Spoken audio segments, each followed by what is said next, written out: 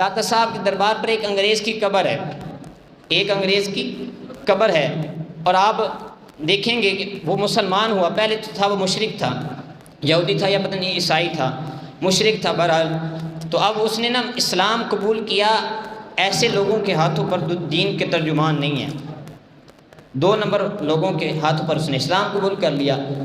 اب جب اس نے اسلام قبول کیا تو اب اس نے سوال پوچھا ان سے، وہ کہنے لگا کہ میرا اسلام کے اوپر ایک سوال ہے کہ جو آصف بن برخیہ تخت لے کر آیا، 80 گز لمبا اور 80 گز چوڑا ہے، اور 1 گز کتنا ہوتا ہے، یعنی 80 ہاتھ لمبا تھا اور 80 ہاتھ ہی چوڑا تھا، اتنا لمبا اور بھاری جو تخت تھا وہ اتنی دور سے، ہزاروں میل سے دور، آنکھ جھپکنے سے پہلے کس طرح لے آیا؟ اب انہوں نے تو نبی کی پاور کبھی مانی نہیں تھی، تو آصف بن برخیہ کی پاور کب مانی تھی؟ وہ جواب نہ دے سکے۔ اب انہوں نے کہا کہ ہمارے ساتھ چل، بسترے انہوں نے اٹھا لیے، وہاں انگلینڈ سے اسے لاہور لے آئے۔ اب گاڑی میں جا رہے ہیں تو داتا صاحب کے دربار کے سامنے سے گزرے، اور داتا صاحب علیہ رحمہ جو ہے، آپ نے یہ بات بالکل سچ بات ہوگی کہ داتا صاحب نے کان سے پکڑا ہوگا اور کہا ہوگا کہ جن کے ساتھ تو پھر رہا ہے یہ دین کے ترجمان نہیں ہے، آ میری طرف، میں تجھے بتاؤں کہ کیا ہوا تھا، آ میری طرف۔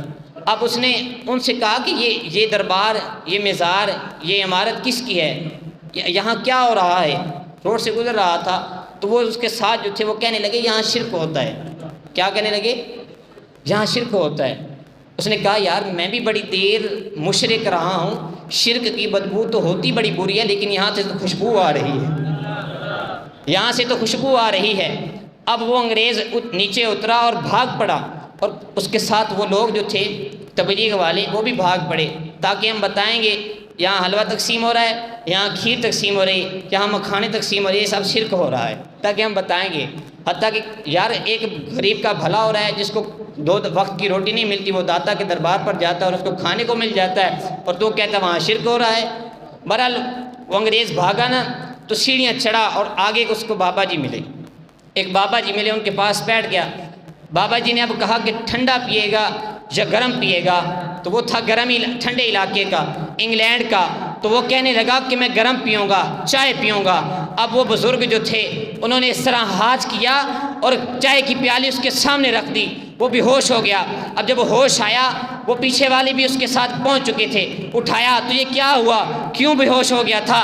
کہنے لگا مجھے بے ہوش ہونا چھوڑو، میرا بے ہوش ہونا، مجھے یہ بتاؤ وہ بابا جی کہاں گئے تھے، وہ بابا جی کہاں گئے؟ کہنے لگا ہمیں بابا جی نہیں دکھے۔ کہا تجھے دکھ بھی نہیں سکتے، کیونکہ تمہاری جو ہے آنکھوں پر شرک کی اینک لگی ہوئی ہے، اس لیے تمہیں وہ بابا جی نہیں دکھ سکتے تھے۔ کہا ہوا کیا تھا؟ کہا میرا ایک اسلام پر سوال تھا کہ آصف بن برخیہ اتنا بڑا جو ہے تخت کیسے لے کر آیا، اور بابا صاحب نے مجھے بتایا یہ جو تم چائے کی پیالی دیکھ رہے ہو یہ میرے گھر لندن کی پیالی ہے، اور اس بابا صاحب نے بتایا کہ آصف بن برخیہ تخت اس طرح لے کر آیا جس طرح میں تیرے گھر سے یہ پیالی لے کر آیا ہوں۔